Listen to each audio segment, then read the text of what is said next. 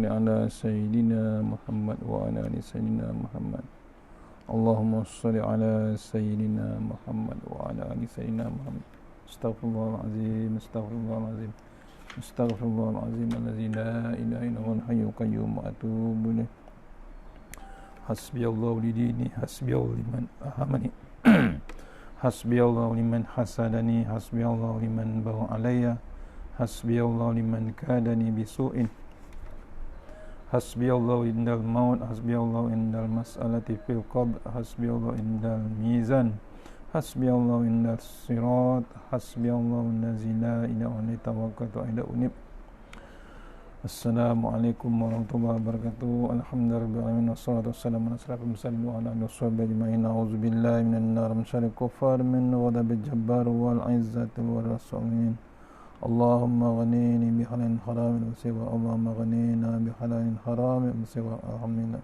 Allahumma ghanina bi halalin haramin wa siwa bismika Allahumma ya daim ya hayyu ya fardu ya witr ya ahad ya samad. Allahumma shalli ala Muhammad wa ala ali Muhammad.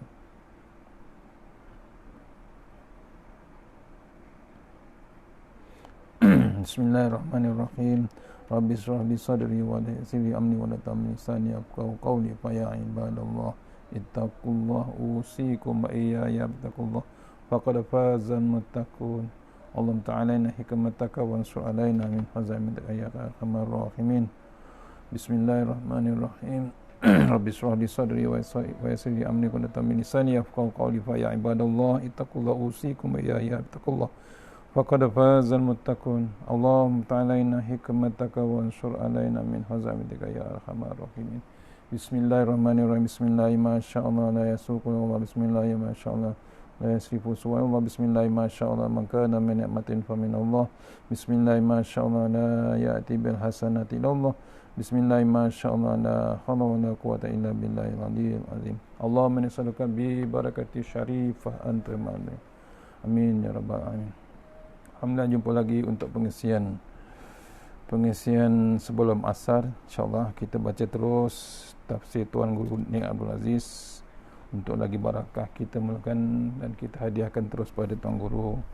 Al-Fatihah. Auzubillahi minasyaitanir rajim. Bismillahirrahmanirrahim. Iyyaka na'budu wa iyyaka nasta'in. Ghairil maghdubi 'alaihim waladdallin.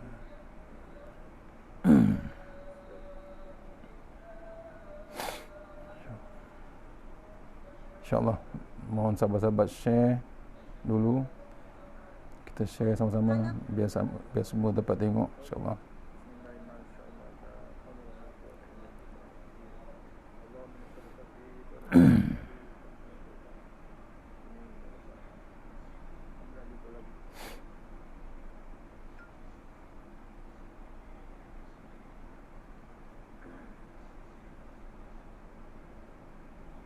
Jom kita share, jom kita baca sama-sama tafsir Tuan Guru insyaAllah.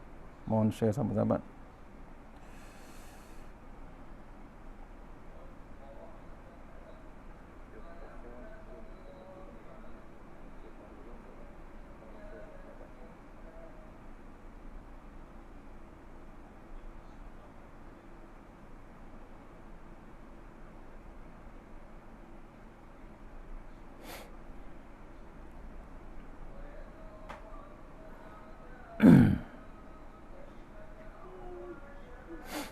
InsyaAllah.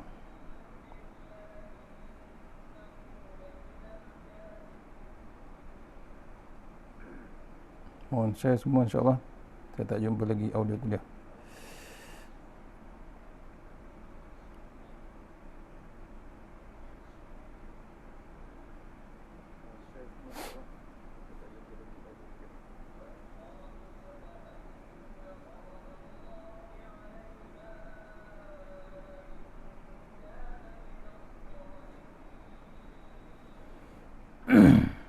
InsyaAllah ayat 33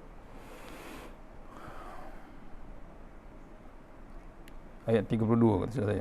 Ayat 32 insyaAllah. Sampai di kitab muka surat 156 insyaAllah. Saya masih tak dapat lagi audio kuliah. Mohon share InsyaAllah.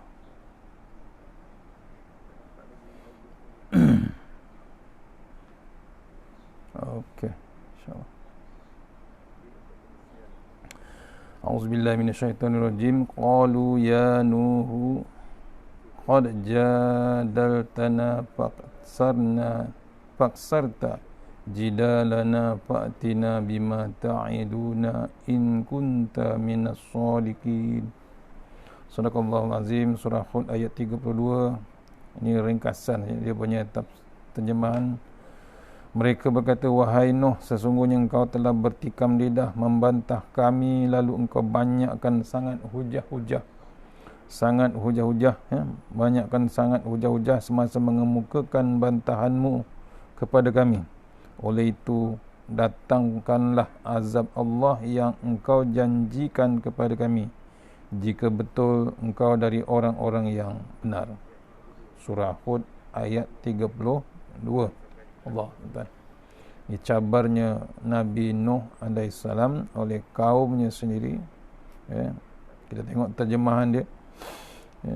Wahai Nuh, sesungguhnya engkau telah bertikam lidah. Dituduhnya Nabi Nuh bertikam lidah dan membantah kaumnya. Lalu engkau banyakkan pula hujah-hujah semasa mengemukakan bantahanmu kepada mereka. Itu kaumnya. Yang dibaca pada ayat sebelum ni dianggap sebagai hujah-hujah ataupun bantahannya.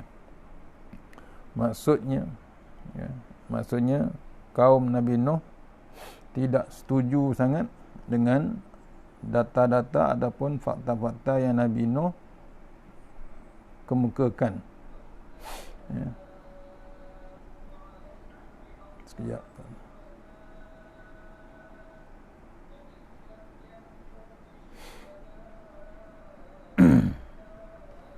Dia tak bersetuju dengan Nabi Nuh apa yang Nabi Nuh tunjukkan ataupun katakan kepada mereka.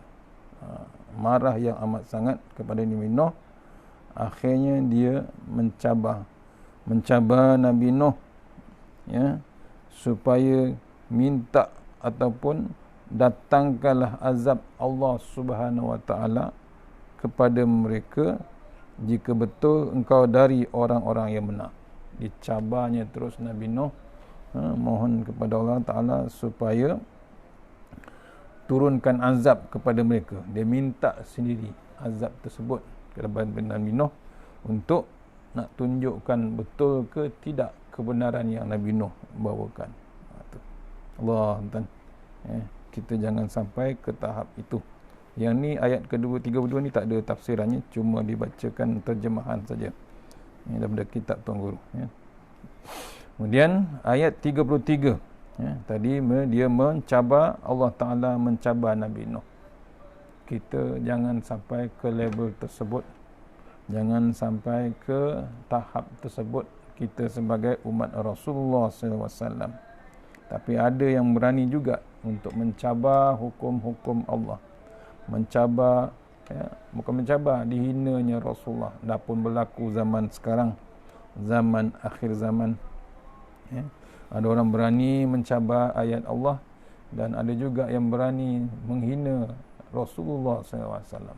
Dibuat filem, dibuat kartun, dibuat macam-macam.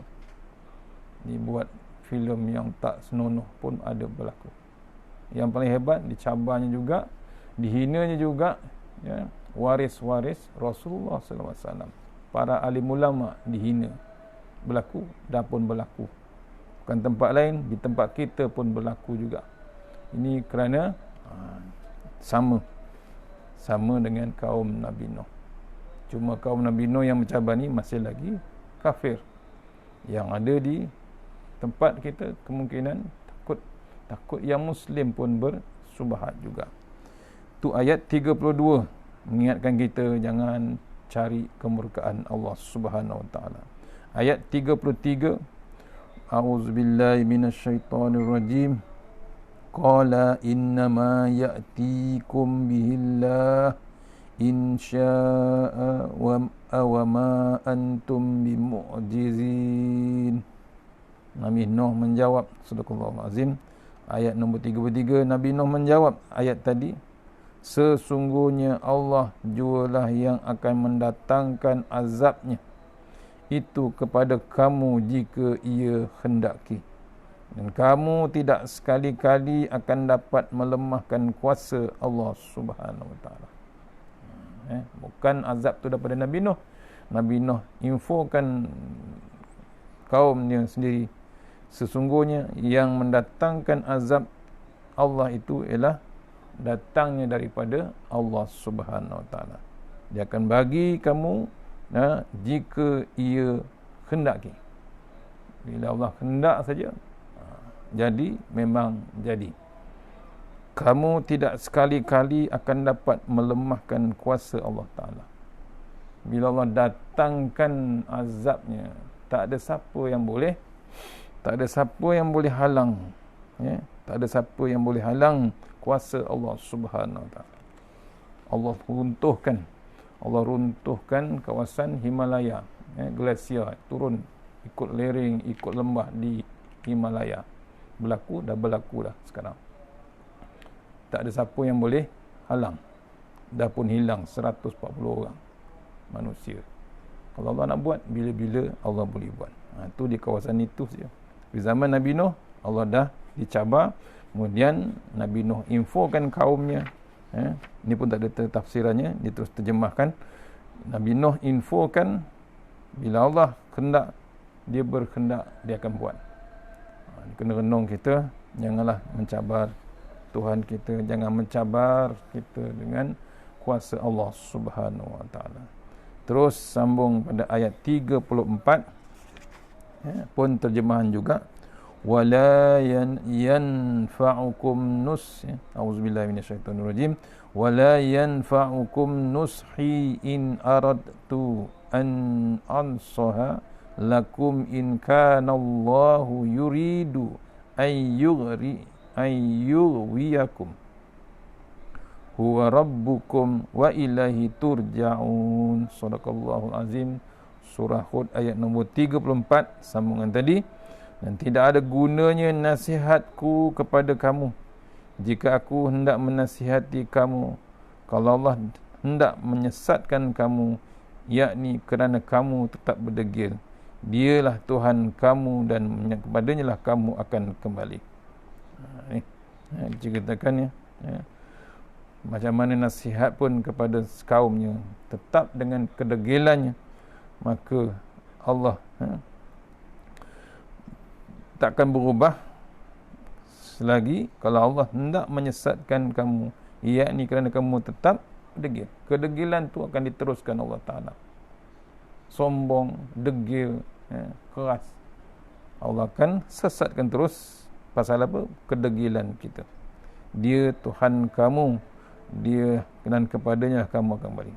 Dia dakwah lagi, sempat lagi Nabi Nuh. Masih lagi dia beritahu, itulah Tuhan kita, itulah Tuhan tempat kita akan kembali. Ayat 34 terjemahannya, tak ada tafsiran di sini. Dan ayat 35 dalam kitab ni juga, auzubillahi minasyaitonirrajim, am yaqulu naftarahu qul iniftaraituhu fa alayya ijrami bariyum mimma tujrimun. Maksudnya, sadaqallahu azim, mereka terus berdegil, bahkan mereka menuduh dengan mengatakan Nabi Nuh sengaja mengada-ngadakan secara dusta bahawa Tuhan mengurniakan pangkat Nabi kepadanya. Nabi Nuh diperintahkan menjawab dengan berkata, kalau aku yang mereka-reka wahyu itu, maka akulah yang akan menanggung dosa perbuatanku itu. Dan sebenarnya aku bersih dari dosa kesalahan kamu menuduhku. Surah Hud ayat 35. Kedegilan kaum Nabi Nuh masih lagi berterusan. Kita tengok, am yaqulu naftarahu, qul iniftaraituhu fa alayya ijrami bariyum mimma tujrimun.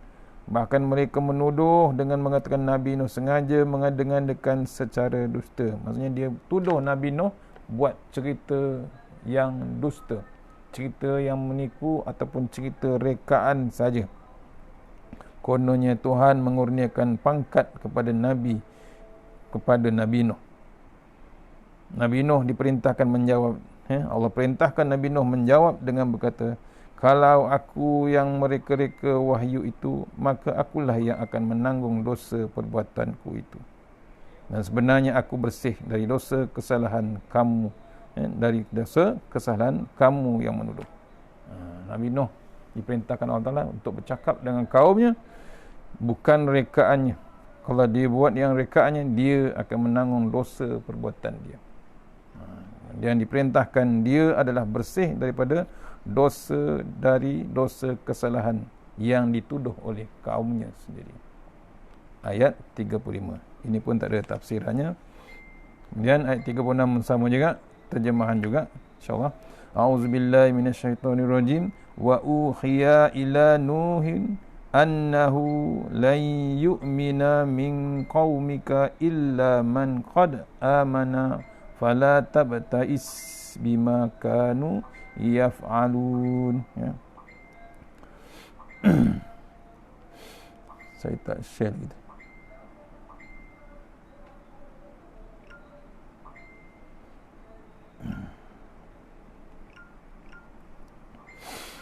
Maksudnya ayat 36 ni, dan setelah itu diwahyukan kepada Nabi Nuh bahawa sesungguhnya tidak akan beriman lagi dari kaummu melainkan orang-orang yang telah sedia beriman.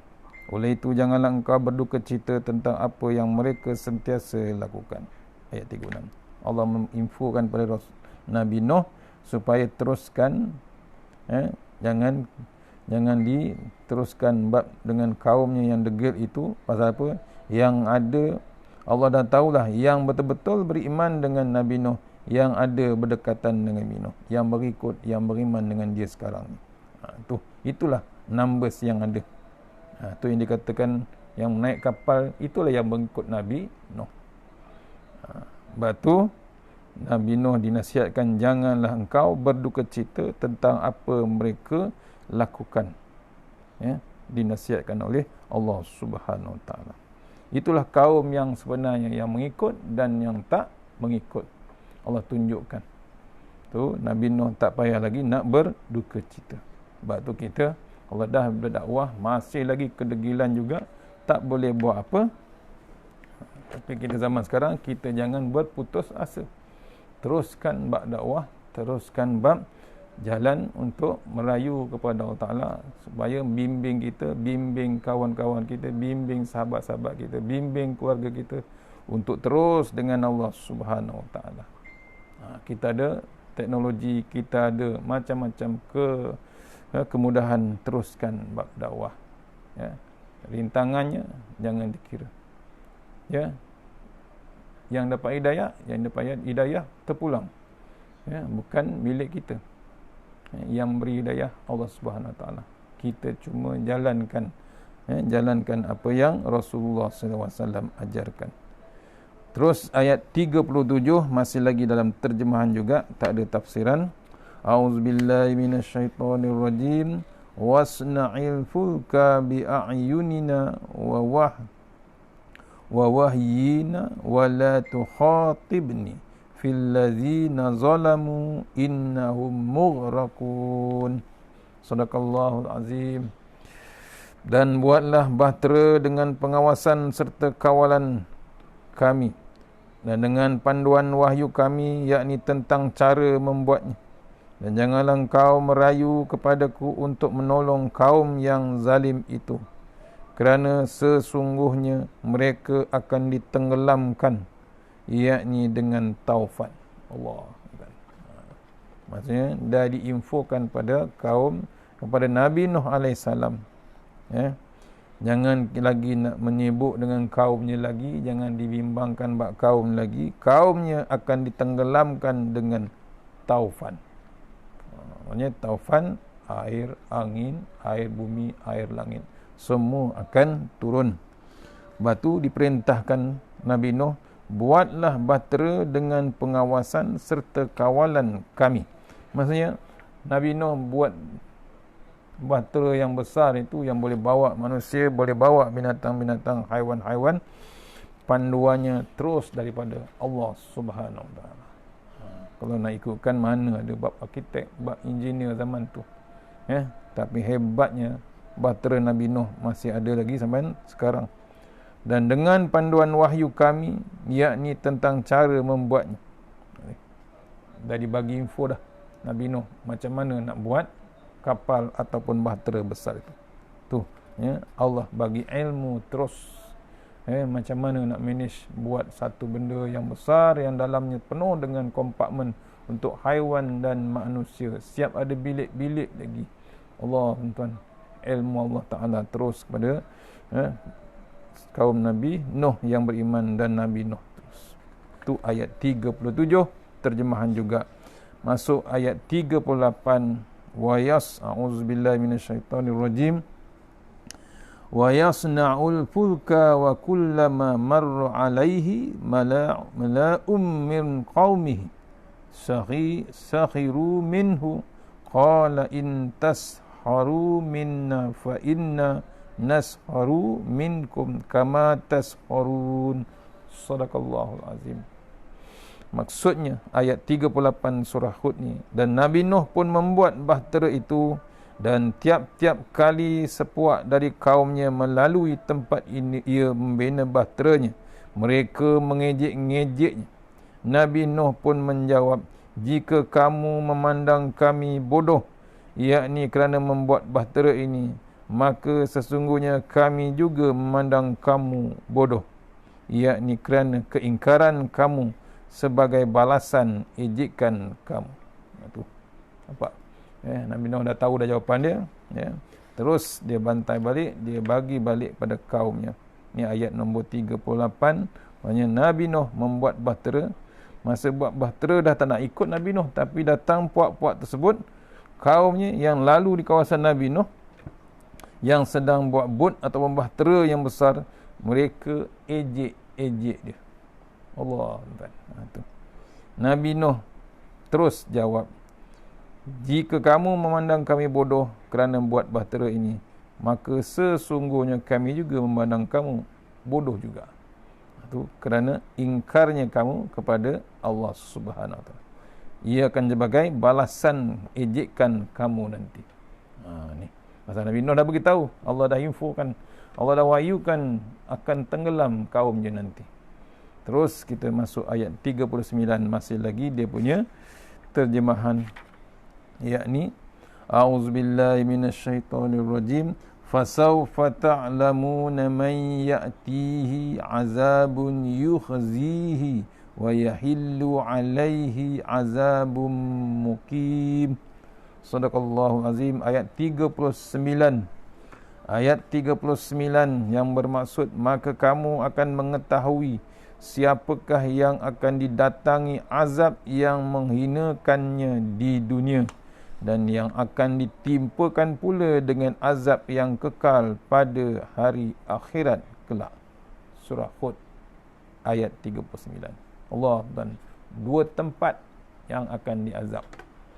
Kaum Nabi Nuh dah terima azab yang pertama, iaitu ditenggelamkan, azab di dunia. Dan dalil yang kedua, dalil ni menunjukkan ada lagi azab yang menunggu. Maksudnya tak habis. Bila dah ingkar dengan Allah Ta'ala, dah melawan Allah Ta'ala, dah maksiat dengan Allah Ta'ala, di dunia dihinakan dengan azab yang hebat daripada Allah Ta'ala. Di akhirat juga ditunggu juga dengan azab yang lagi hebat. Maksudnya kalau kena api di dunia, 1 kali ganda. Kena api di akhirat besok di neraka Jahannam 70 kali ganda. Nampak? 70 kali ganda kali dengan 1. Api yang kita dapat sekarang ni 1/70 daripada api neraka. Ini dalilnya. Maksudnya bukan sini saja balasan Allah Ta'ala. Maksudnya sekarang ni kita azab dengan COVID-19. Kita dah diingatkan juga. Tapi kedegilan juga hebat. Masih lagi buat maksiat lagi di zaman COVID ni. Orang suruh ikut SOP, orang suruh ikut perintah kerajaan pun tak nak ikut juga. Buat lagi maksiat dengan dadah lagi, siap sewa rumah lagi, siap berkumpul ramai-ramai, pesta hari jadi dan macam-macam. Ingat, Azab dunia, betul azab dunia. Azab akhirat sedang menunggu kita sebenarnya. Kena sampaikan. Ni surah Hud ayat 39 dalilnya. Masuk ayat yang 40. Ini ada tafsirannya. 40. A'udzubillahi minasyaitonirrajim. Hatta iza jaa amruna wa faratta nuru qulna khmil fiha min kullin zawjaini isnaini wa akhlaka illa man sabaqa alaihi alqawlu wa man amana ma'ahu illa qalil. Sadaqallahul azim. Ayat nombor 40 surah Hud. Nabi Nuh terus bekerja. Maksudnya Nabi Nuh terus bekerjakan kapal bahteranya sehingga apabila datang hukum kami, hukum Allah Ta'ala untuk membinasakan mereka, dan air memancut-mancut daripada muka bumi, yakni menandakan kedatangan taufan, kami berfirman kepada Nabi Nuh, bawalah ke dalam bahtera itu dua dari tiap-tiap jenis haiwan, jantan dan betina, dan bawalah ahlimu kecuali orang yang telah ditetapkan hukuman azab atasnya, yakni disebabkan kekufurannya. Juga bawalah orang-orang beriman, dan tidak ada orang-orang yang beriman yang turut bersama-samanya melainkan sedikit sahaja. Ayat 40. Allah dah bagi syarat, ya, nak menenggelamkan kaum Nabi Nuh. Tapi awal-awal lagi Allah bagi info pada Nabi Nuh supaya siap dengan bawa haiwan sekali. Tiap-tiap jenis haiwan ada pasangan-pasangannya. Kemudian bawalah ahli yang kecuali ahlikah sahabat ataupun kerabatnya, kecuali orang yang ditetapkan hukuman azabnya, iaitu orang yang mengingkar, biarkan sahaja. Kemudian bawalah orang-orang yang beriman. Selamat, alhamdulillah, insya-Allah selamat bersama dengan Nabi yang dipilih oleh Allah Subhanahu Wa Taala. Nak mengingatkan kita, tak ada cara lain, kita kena bersama dengan Rasulullah SAW untuk kita selamat. Dunia pun selamat, akhirat pun kita selamat. Tengok tafsiran Tuan Guru. Hatta iza ja'am amruna, bila sampai urusan kami ke tahap ini atau ke peringkat ini. Maksud ayat ni, kami itu Allah Ta'ala. Bila sampai urusan Allah ke tahap yang sesuatu tahap ataupun ke satu level, maknanya Tuhan menguruskan dunia ini bukannya ikut pandai-pandai ataupun ikut sedap hati dia. Berasa hendak buat, dia akan buat. Tetapi Tuhan buat secara berperingkat-peringkat. Payah kita orang Melayu hendak memberikan makna kalimah amru yang digunakan oleh Al-Quran kerana keluasan pengertiannya. Seperti ayat Al-Quran, A'udzubillahi minasyaitonirrajim, surah An-Nisa ayat 59, Ya ayyuhallazina amanu ati'ullaha wa ati'ur rasul wa ulil amri minkum fa in tanaza'tum fi syai'in farudduhu ilallahi wa rasuli in kuntum tu'minuna billahi wal yaumil akhir zalika khairu wa ahsanu ta'wila. Sadaqallahul azim. Maksudnya, wahai orang-orang yang beriman, taatlah kamu kepada Allah dan taatlah kamu kepada Rasulullah sallallahu alaihi wasallam dan kepada ulil amri, yakni orang-orang yang berkuasa dari kalangan kamu. Kemudian jika kamu berbantah-bantah, yakni berselisihan dalam suatu perkara, maka hendaklah kamu mengembalikan kepada kitab Allah, Al-Quran dan sunnahnya Rasulullah SAW. Jika kamu benar beriman kepada Allah dan hari akhirat, yang demikian adalah lebih baik, iaitu bagi kamu, dan lebih elok pula kesudahannya. Surah An-Nisa ayat 59. Ni maksudnya, ya, nak menerangkan amru, ya. Kita nak tengok keluasan pengertiannya diterangkan dalam ayat 59. Ya, wahai orang-orang yang beriman, taatlah kamu kepada Allah dan taat kepada Rasulullah. Kemudian taatlah kepada pemerintah, ulil amri, orang-orang yang berkuasa dari kalangan kamu. Kemudian jika kamu berbantah-bantah atau berselisihan juga, baliklah kepada kitab Allah Subhanahu Wa Taala. Balik pada ulama pengganti Rasulullah. Kembali pada kitab Allah, Al-Quran dan sunnah Rasulullah sallallahu alaihi wasallam. Jika betul kamu beriman kepada Allah dan hari akhirat, yang demikian adalah lebih baik bagi kamu dan lebih elok untuk kesudahannya, hujungnya hebat nanti. Ini diperintahkan Allah Ta'ala dalam surah An-Nisa ayat 59. Ayat seterusnya, atiullaha wa atiur rasulah wa ulil amri minkum. Taatlah kamu kepada Allah dan taatlah kamu kepada Rasulullah dan kepada ulil amri, yakni orang-orang yang berkuasa dari kalangan kamu. Kalimah al-amru, ya, maksudnya dalam ayat di atas ialah dalam surah Hud. Dalam ayat ini surah An-Nisa lebih kurang sama maknanya. Ayat wa ulil amri, ayat maksud dia juga kepada orang yang punya kerja. Perkataan al-amru akan bermaksud begitu kalau kita terjemahkannya dalam makna kerja. Maksudnya punya kerja pun kamu tidak faham juga. Macam mana kita hendak memberi maknanya? Jadi sekali-sekala kita bubuh amru bermakna kerja, dan sekali-kali kita kena cari perkataan lain yang sesuai mengikut tempat dan keadaan. Di sini kita beri makna urusan, sementara kita jumpa perkataan lain yang sesuai. Jadi wa ulil amri bermakna dan kamu kena taat kepada orang-orang yang bertanggungjawab terhadap urusan kamu yang sekarang ini dipanggil politik. Nak kaitkan dalam keadaan semasa, ya, orang yang berkuasa, ya, bila dah ada penguat kuasa kena taat, ya. Yang cantiknya penguat kuasa yang betul-betul mengikut Allah, mengikut Rasulullah dan mengikut sunnah Rasulullah dan mengikut kitab Allah Subhanahu Wa Taala. Itu yang terbaik, supaya kita dibincangkan baik untuk kesudahannya.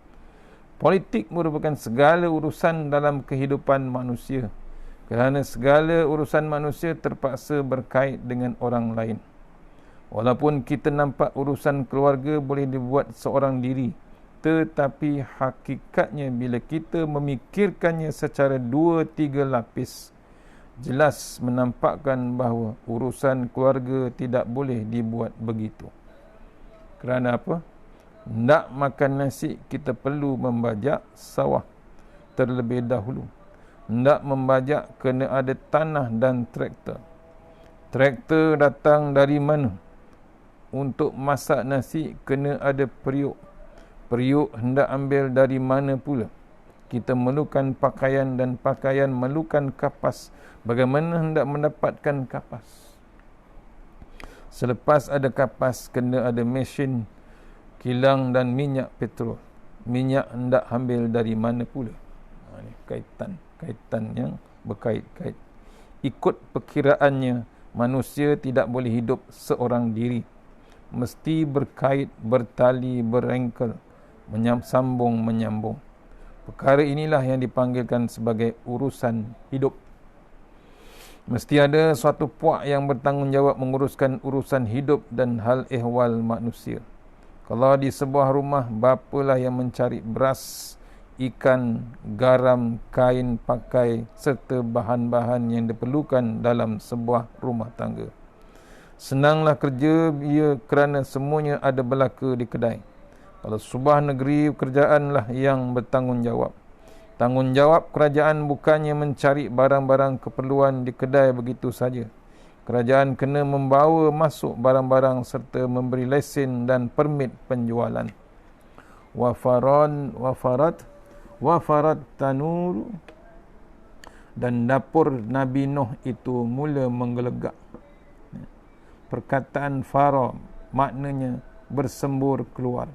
Sama ada api bersembur naik serupa kita menyalakan api, ataupun seperti air yang menggelegak mencut terbit dari satu tempat. At-tanur, maknanya dapur tempat orang membakar roti. Itu perkataan-perkataan dalam ayat tadi. Biasanya at-tanur ini jenis dapur lubang yang bergelonggong, berlubang luas, tetapi di bahagian bawahnya sempit. Api diunggunkan di bawah, bahagian bawah, hingga dinding dapur menjadi panas, barulah dilekatkan roti seperti dapur yang terdapat di kedai roti tempayan, roti nan. Di sini sampai sekarang dapur ini dipanggil at-tanur, bahasa yang digunakan oleh Allah sejak hampir 2000 tahun dahulu lagi. Boleh jadi sebelum Al-Quran diturunkan, manusia sudah menggunakan istilah ini. Istilah bagi orang-orang kampung di negeri Kelantan ialah Gokmo, iaitu sejenis dapur yang diletakkan periuk besar atau kawah. Dapur yang dahulunya menjadi tempat manusia menumpang hidup, yang digunakan untuk masak nasi dan roti serta mengulai sayur. Dapur yang selama ini digunakan untuk memelihara orang telah bertukar menjadi tempat mematikan orang. Bila Allah Ta'ala hendak menukar sebab dan mengubah keadaan, maka dia jadikan dapur sebagai bala bagi manusia. Ini maksudnya azab Allah Ta'ala yang akan dibuat. Ayat-ayat seperti ini ataupun lagu ini sepatutnya membuatkan kita insaf. Kadang-kadang ketika manusia berkejaran mencari pitih ataupun duit, kita berkelahi, bertetak dan bertikam. Kita beranggapan bahawa ianya satu nikmat yang boleh memelihara kita. Manusia tidak terfikir bahawa nikmat itu berlaku selagi Tuhan memberi keizinan. Tetapi Tuhan menukar desain barang nikmat boleh bertukar menjadi laknat. Jika perkara itu berlaku, kita tidak boleh kata apa-apa kepada Tuhan. Hanya kadang-kadang Allah tunjuk bab ni daripada awal jadi nikmat, tapi akhirnya jadi laknat ataupun jadi bala kepada manusia. Dengan sebab itu dia menyebut apa saja kerja yang kamu buat, kamu kena kata bismillah. Ni satu lagi amanat, satu lagi doa, satu lagi yang mesti kita lakukan. Tak boleh kita biarkan nunung situ nak keluar rumah tak tahu nak baca apa, terus naik kereta, terus naik basikal, terus naik motor. Tak ada pun dengan nama Allah Subhanahu Wa Taala. Maksudnya bismillah ni dengan nama Allah, dengan tuah Allah, dengan daulat Allah Subhanahu Wa Taala. Biarlah Tuhan menjadikan kenikmatan itu sebagai nikmat yang terus menerus, bukan setakat di dunia saja. Di dalam kubur pun hendak suruh jadi nikmat, dan sampai ke akhirat pun hendak jadi nikmat juga. Wahai Tuhan, jangan beri jadi benda yang aku dan orang lain dipanggil sebagai nikmat, tahu-tahu sekelip mata bertukar jadi laknat di atas dunia, laknat di dalam kubur, laknat di akhirat kelak. Tu doa sepatutnya kita minta kepada Allah Ta'ala. Pentingnya dengan nama Allah. Walaupun makan sikit, walaupun makan banyak, mesti ada dengan nama Allah. Apalagi nak makan. Doa makan tu penting. Maksudnya apa? Nak memberi keberkatan kepada apa yang kita boleh makan. Pastikan bismillah. Sebab tu semua kitab mesti ada bismillah. Nak menunjukkan, nak mengingatkan kita, bismillah ni terlampau hebat. Bismillah ni membawa keberkatan sampai ke kubur, sampai ke akhirat. Sebab tu kadang-kadang kita kadang tak perasan. Nabi pernah tegur pada seorang kanak-kanak, budak tu nak suap aja makanan, Nabi sebut baca bismillah, kul bismillah. Maksudnya dengan nama Allah. Kena tegur. Ni kadang-kadang kita tak tegur anak-anak kita makan, terus suap aja masuk. Tak tahu makan dengan siapa suapan tersebut. Ni penting bab bismillah. Nak tidur pun bismillah. Dulu pun orang pesan bismillah 21 kali. Orang tua pesan nak tidur bismillah 21 kali. Pun kadang-kadang kita tak beramal. Letak kepala, lelap terus. Allah, rugi kita. Dah lah tak berwuduk, dah lah tak ada solat sunat. Dipesan oleh Tuan Guru Datuk Ismail Kamus, sebelum tidur tu pastikan kita berwuduk. Belum buat bismillah lagi. Nak tidur tu dengan ada wuduk. Bila dah wuduk, kita solat sunat taubat. Bimbang tengah lelap terus, tak celik-celik. Ataupun tengah celik kadang-kadang tak pejam-pejam. Pasal apa? Kata Tuan Guru, mati itu dalam pejam dan celik. Tengah pejam tak celik-celik. Dah berlaku dah. Orang tengah tidur tak celik, mati terus. Tu. Sebab tu jangan main tidur terus. Sebab tu minta salah satu doanya, Allahumma la ta'khuzna ala ghirrah. Ya Allah, jauhkan kami daripada mati mengejut. Minta tiap-tiap kali sembahyang. Minta, ya Allah, ya Tuhan kami, jauhkan kami mati mengejut. Allahumma la ta'khuzna ala ghirrah. Bimbang, takut tengah pejam tak celik-celik. Dan yang celik pun kadang-kadang tak boleh pejam. Pasal apa? Pasal tak boleh pejamkan mata. Nyawa dah habis. Mata terbeliak melihatkan rohnya keluar daripada ubun-ubunnya. Terkejut mata. Mata tu terkejut pasal apa? Melihat rohnya keluar secara mengejut. Allah, tuan-tuan. Paling lagi mengejut pasal tak ada siap. Tak siap persiapannya. Tak ada bekal. Mengejut. Kita dengar sihat dia, tiba-tiba mati mengejut. Kita pun terkejut. Tapi yang paling dahsyat, yang mati tu lagi terkejut. Pasal apa? Dia tidak sangka dia sudah mati. Allah, tuan. Masa tu tak boleh buat apa dah. Masa tu tak ada lagi buat apa dah. Pasal apa? Dahlah mati mengejut. Preparation, bekal tak ada. Cuba renung, cuba kita buka minda kita. Agak-agak mati mengejut tu, boleh tak kita jawab dengan Allah Ta'ala? Ada tak bekalan untuk kita menghadap satu lagi musafir yang paling dahsyat besok selepas di dunia, yang dipanggil hidup sesudah mati? Cukup ke tak cukup? Ini kena renung kita. Tu salah satu musabah. Tu bab pada bismillah ni. Nak tidur bismillah 21 kali. Subhanallah 33 kali. Alhamdulillah 33 kali. Allahu Akbar 33 kali. Nak tidur. Wuduk lagi. Solat sunat taubat lagi. Mohon ampun dengan Allah Ta'ala. Baru kita tidur. Zikir. Cantik lagi. Tambah dengan surah Al-Mulk. Tok Guru pesan, jangan kita miss surah Al-Mulk. Letih macam mana pun, penat macam mana pun, pastikan kita baca Al-Mulk. Sekarang senang tuan-tuan, buka saja handphone, terang benderang dalam handphone ada surah Al-Mulk. Walaupun dah tutup lampu, kita boleh baca dekat handphone. Ada lampu dekat handphone. Itu pun kalau tak terbaca, apa yang kita nak bawa besok. Pasal salah satu yang nak perisai kita dalam liang lahat yang sempit, yang memang nak himpit. Tanah liang lahat tu memang potensi nak menghimpit badan kita. Sampaikan tulang rusuk tu besok bercantum kiri dan kanan. Al-Mulk, salah satu perisai kita besok. Tu kena mengaji tuan-tuan, kena cari ilmu sebenarnya.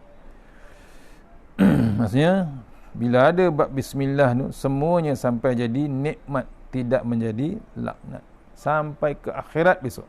Wahai Tuhan kami, ni doa dia, jangan beri jadi benda yang aku dan benda orang yang lain panggil sebagai nikmat, tahu-tahu sekelip mata bertukar menjadi laknat di atas dunia, laknat di dalam kubur dan laknat di akhirat kelak.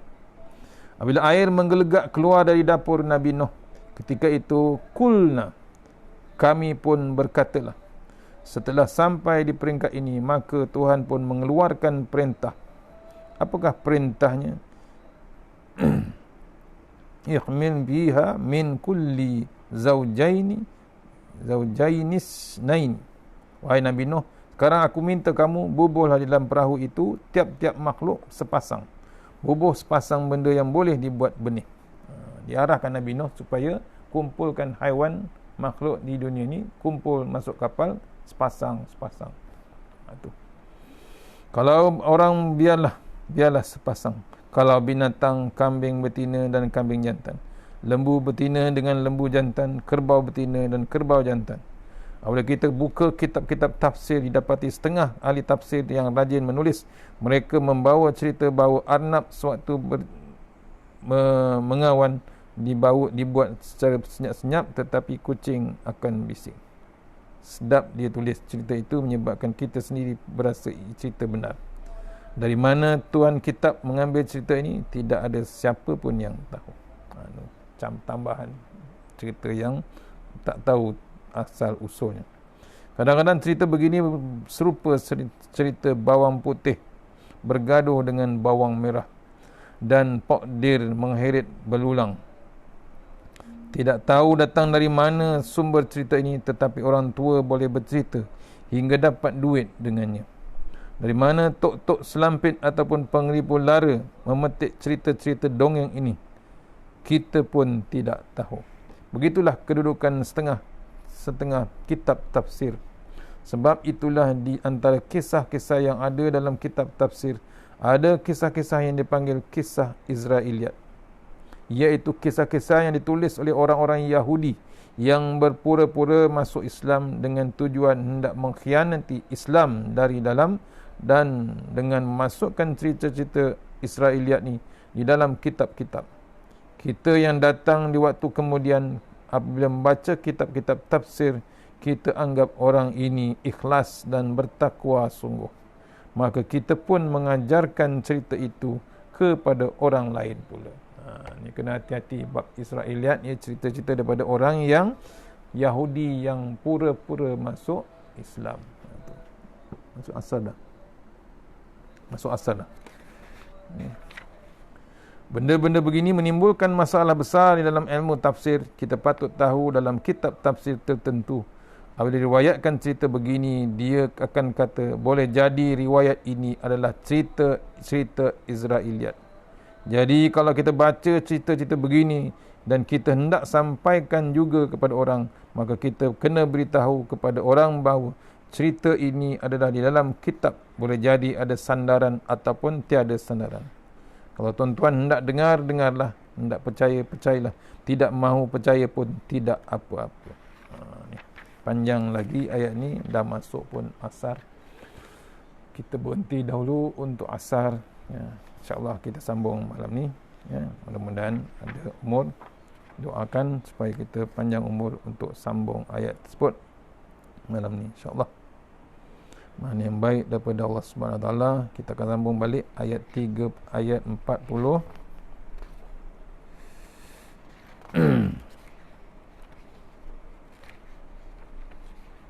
Ayat 41, 40. Ya, panjang lagi tafsirannya. Kita sambung insya-Allah selepas ni, insya-Allah. Mana yang baik daripada Allah Taala, yang terbaik daripada Allah Taala. Jom kita solat asar. Dah pun masuk waktu. Di Indonesia dah masuk, di Malaysia dah azan pun. InsyaAllah kita sudah ingin surah Al-Fatihah. Auzubillahi minasyaitanir rajim. Bismillahirrahmanirrahim. Iyyaka na'budu wa iyyaka nasta'in. Shiratal ladzina an'amta 'alaihim. Auzubillahi minasyaitanir rajim. Bismillahirrahmanirrahim. Allahumma tawwil a'marana wa sahih jasadana wa nawwir qulubana wa sabbir imanana wa ahsin a'malana. Wasi' arzaqana wa ilal khairi qaribna wa anis syari' bina wa qliha wa jina fid din wa dunya wal akhirah. Ya Allah, panjangkan umur kami, sihatkan badan kami, terangkan hati kami, tetapkan iman kami, elokkan amalan kami, luaskan rezeki kami, dekatkan kami kepada kebajikan, jauhkan kami daripada kejahatan, tunaikan hajat kami. Bismillahirrahmanirrahim. Bismillahirrahmanirrahim. La yasukur ya Allah. Bismillahirrahmanirrahim. La yasifu suwa ya Allah. Bismillahirrahmanirrahim. La la yasuku ya Allah bismillah ma sya Allah la yasrifu suwa ya bismillah ma sya Allah makana min ni'matin fa min Allah bismillah ma sya Allah la ya'ti bil hasanati illa Allah bismillah ma sya Allah wa la hawla wa la quwwata illa billahi al-aliyyil azim. Bismillahirrahmanirrahim. Bismillahirrahmanirrahil asma. Bismillahirladzi la yadurru ma asmi azab. Bismillahil kafi. Bismillahil mu'afi. Bismillahirladzi la yadurru ma asmi syai'un fil ardi wa la fis sama' was sami'ul alim. Bismillahi ala nafsi wa dini. Bismillahi ala ahli wa mali. Bismillahi ala kulli syai'in atani rabbi. Allahu akbar, Allahu akbar, Allahu akbar, Allahu rabbi la usyriku bi syai'an nazajaruka wa jalla tanaruka wa taqaddasat asma'uka wa la ilaha ghairuka. Allahumma inna a'udzubika min syarri kulli jabbarin ani wa a'udzubika min syarri kulli syaitanin marid wa min syarri qada'i su wa min syarri kulli dabbah anta akhidhun min nasiyatiha inna rabbi ala siratim mustaqim. Rabbana atina fid dunya hasanah wa fil akhirati wa qina azaban nar. Tahasanna bi zil jabaru wa tasanna bala qad allazi la yamut isrif anna bala wa rabba inna innaka la kulli syai'in qadir. A'udzu bi kalimatillahi tamma min syarri ma khalaq. Sallallahu alaihi wasallam alhamdulillahi rabbil alamin. Insyaallah jumpa lagi. Assalamualaikum warahmatullahi wabarakatuh.